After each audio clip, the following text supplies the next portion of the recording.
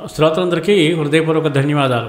శివుడు పార్వతీదేవికి మానవ శరీరంపై చెప్పిన పరమ రహస్యాలు అనేవి ప్రధానంగా తంత్రశాస్త్రము, యోగశాస్త్రము, ఆత్మతత్వముకు సంబంధించినవి.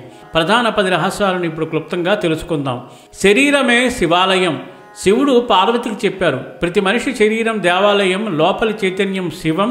దేహాన్ని పవిత్రంగా ఉంచితేనే ఆత్మ శివతత్వం వెలుగుతుంది. 2 ప్రాణశక్తి అంటే శివశక్తి. మనిషి జీవితం నడిపే ప్రాణ, అపాన, సమాన, ఉదాన, వ్యాన ప్రాణవాయువులను శివపార్వతులు సంపూర్ణ శక్తులుగా చెప్పారు. ప్రాణం సమస్థితి అయితే మనసు శివస్వరూపం అవుతుంది. 3 72,000 నాడులు.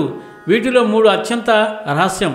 శరీరంలో 72,000 నాడులు ఉన్నప్పటికీ అతి ముఖ్యమైనవి 1 ఇడ అంటే చంద్రనాడి, 2 పింగళ సూర్యనాడి, 3 సుషుమ్న అంటే మధ్యనాడి. శివుడు చెప్పారు, సుషుమ్న నాడి యాక్టివ్ అయినప్పుడు మనిషి దైవ స్వరూపం అవుతాడు. 4 కుండలిని పరమరహస్యం. కుండలిని శక్తి మూలాధార చక్రంలో నిలుస్తుంది. దీన్ని జాగృతం చేస్తే అతి శక్తివంతమైన జ్ఞానం, శరీరంలో దివ్యోన్నతి, ఇంద్రియ జయం, బంధనాల తొలగింపు జరుగుతాయి. ఇది శివుడు పార్వతికి చెప్పిన ఆధ్యాత్మిక రహస్యాలలో అత్యంత గొప్పది. చక్రాల రహస్యం. శివుడు 7 చక్రాల రహస్యం ఉపదేశించాడు. మూలాధార, స్వాదిష్టాన, మణిపుర, అనాహత, విశుద్ధ, ఆజ్ఞ, సహస్రార.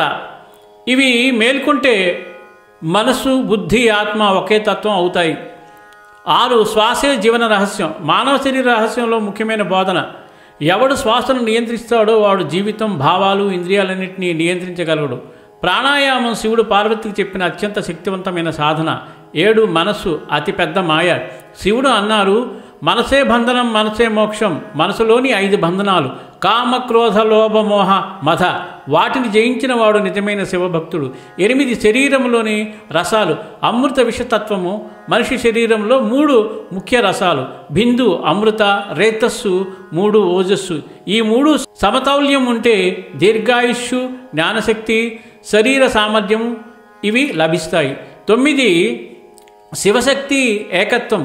పురుష ప్రకృతి మర్మం. శరీరంలో పురుష అంటే స్పృహ, ప్రకృతి అంటే శక్తి వేరువేరుగానే ఉన్న వీటిని ఏకం చేస్తేనే పరమతత్వం తెలిసేది. ఇది ఆజ్ఞాచక్రం దాటి సహస్రారంలో జరుగుతుంది. 10 నాద బ్రహ్మ. శరీరంలోని దివ్య శబ్దం. మనిషి శరీరంలో 5 ప్రధాన నాదాలు ఉంటాయి. ధ్యానంలో వీటిని వినగలిగితే మనిషి చైతన్యం శివంతో ఏకమవుతుంది. సర్వేజన సుఖినో భవంతు, లోకా సమస్త సుఖినో భవంతు. ధన్యవాదాలు. స్వస్తి.